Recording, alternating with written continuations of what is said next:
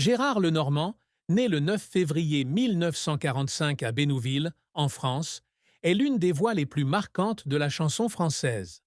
Auteur, compositeur, interprète, il a conquis le cœur de millions de personnes avec des ballades touchantes telles que La ballade des gens heureux, Si j'étais président et Voici les clés. À 80 ans, il a marqué durablement plus de 5 décennies de dévouement avec des chansons emblématiques des années 70 et 90 et une carrière qui se poursuivra jusqu'en 2025 avec des concerts sur la tournée Âge tendre. Fils de Madeleine Lenormand, une femme forte qu'il a élevée dans des conditions difficiles après la Seconde Guerre mondiale, il a grandi avec les cicatrices émotionnelles de son parcours atypique. Père de 4 enfants, Victor, Clémence, Justine et Mathieu, et marié à Caroline Lenormand jusqu'en 1989, il a bâti une famille soudée mais complexe. Cependant, derrière les projecteurs se cachaient de profonds chagrins, de dures épreuves et des secrets cachés.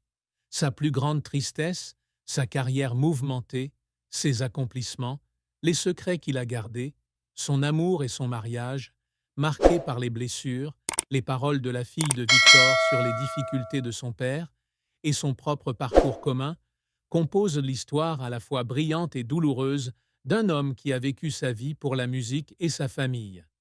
La plus grande tristesse de Gérard Lenormand fut probablement le profond sentiment de vulnérabilité lié à son milieu atypique, un secret sur ses origines paternelles qu'il dut porter toute sa vie. Né à l'hôpital de Bénouville, dans le Calvados, peu après la Seconde Guerre mondiale, il grandit auprès de sa mère, Madeleine Lenormand, une femme célibataire qui l'éleva dans des conditions difficiles. L'un de ses secrets les plus douloureux fut d'être le fruit d'une brève relation entre sa mère et un soldat allemand, un fait que Madeleine lui révéla enfant. Dans le contexte d'après-guerre, où les Allemands étaient de perçus comme l'ennemi, cette origine lui laissa un sentiment de honte et d'isolement, surtout dans la Normandie rurale, où les préjugés étaient encore forts.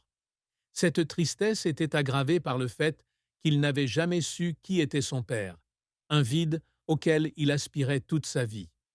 Bien que sa mère ait tenté de combler son amour et ses sacrifices, le sentiment d'être jugé par la société et de manquer d'une part de son identité lui a laissé une cicatrice psychique indélébile. Cette tristesse était encore aggravée par les difficultés à concilier sa carrière et ses responsabilités familiales. Alors que sa carrière musicale prenait son essor dans les années 1970, avec des succès comme La ballade des gens heureux, il était souvent loin de chez lui, en tournée en France et en Europe, ce qui lui laissait peu de temps pour ses enfants, Victor, Clémence, Justine et Mathieu. Il a un jour confié se sentir coupable de ne pas pouvoir assister aux événements importants de leur vie, des spectacles scolaires aux anniversaires. La pression du public, notamment lorsqu'il était comparé à d'autres chanteurs comme Michel Sardou ou Claude François, accentuait également son sentiment de solitude.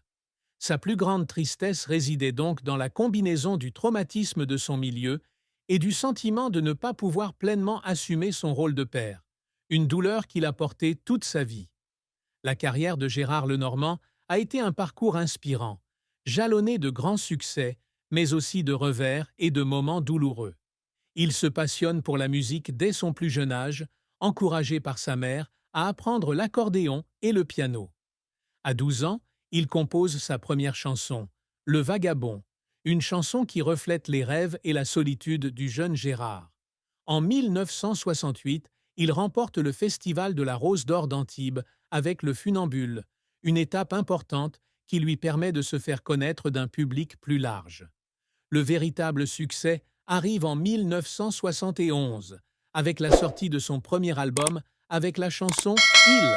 Mais c'est La ballade des gens heureux en 1975 qui le propulse au rang de star. La chanson, avec sa mélodie joyeuse et son message optimiste, est devenue l'une des chansons emblématiques de la France, chantée dans les écoles et lors d'événements associatifs.